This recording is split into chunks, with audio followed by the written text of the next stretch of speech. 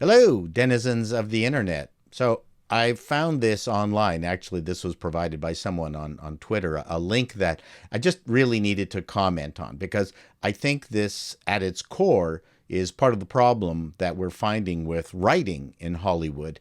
I've talked about intersectionalism and how the stuff that people are learning in university is affecting the kids coming out of school, and the stuff that people are learning, I don't even know if it's learning. So I'm using this as an example.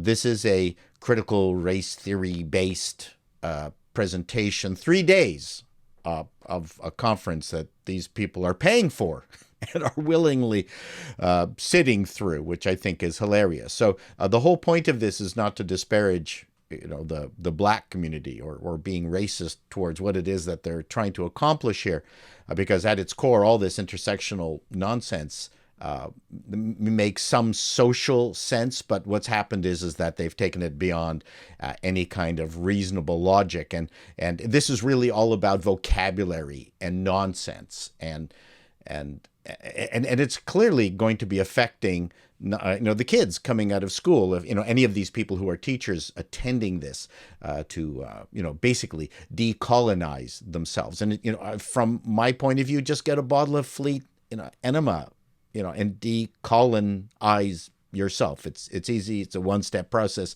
It's less than $150, and you don't have to go through this stupid conference. So really what I'm concentrating on is the vocabulary. I'm not trying to make fun of the people here, but you will see that unless these scholars and people in academia are doing these kinds of conferences, for the most part, none of these people will have a living outside of this circle jerk that is happening. So some of this obviously has crept into our natural real world through ESG and critical race theory and people inviting all these race grifters to tell everybody at your company that all the white people are bad.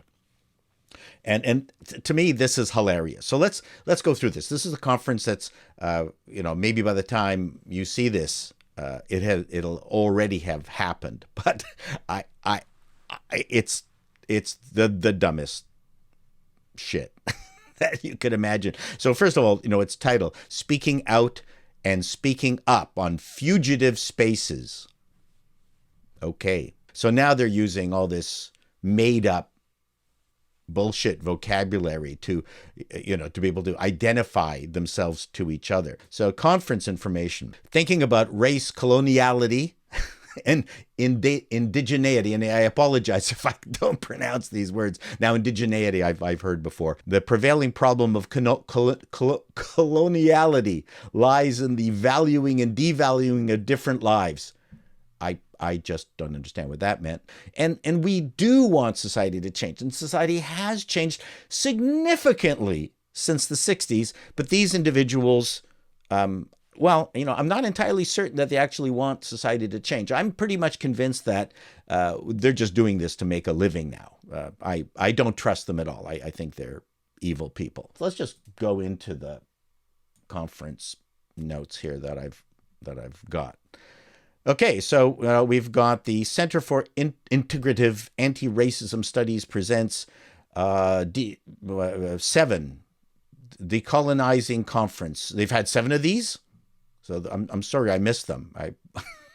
If only I'd known, I would have shelled out $150 just to be abused for 3 days. Can you imagine the white people that attend this, and they have to wear a hair shirt, or they have to, while they're listening to black speakers, they've got to whip themselves, constantly with a cat o' nine tails because of their guilt. Session 1.1, Artwork, Story and Ceremony is a Remedy to Colonial Violence. Sippin' short narrative film where 4 women of color create a ritual of tears for celebration and healing. And I'm going to miss it. The decolonial potential of Islamic feminist hermeneutics towards the transitional model of gender equity. These studies don't exist without their extraordinary vocabulary. You strip them of their vocabulary, that's pretty much, they have nothing. There's really nothing to learn. You have to learn the vocabulary to be part of this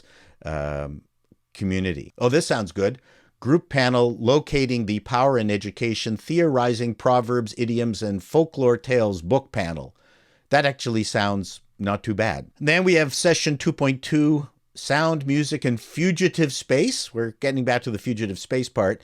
Mycelium and musical interconnectedness as an anti-oppressive praxis. I don't even know what mycelium means. What is this? Mycelium, the vegetative part of a fungus. Here's another nice bit of verbiage. Session 2.4, engaging research methods for social justice, disobedience and decoloniality towards a deconstructed institutional ethnography. I think I got ethnography right off the bat there. Pedagogical outcomes of translanguaging, translanguaging, and plurilingual, okay, I think I got that one, instructions for Chinese international students. This is why your kids can't speak good. I'm scrolling through this, and this is what people have to go through for 3 days. I'm not even reading this, but look at this.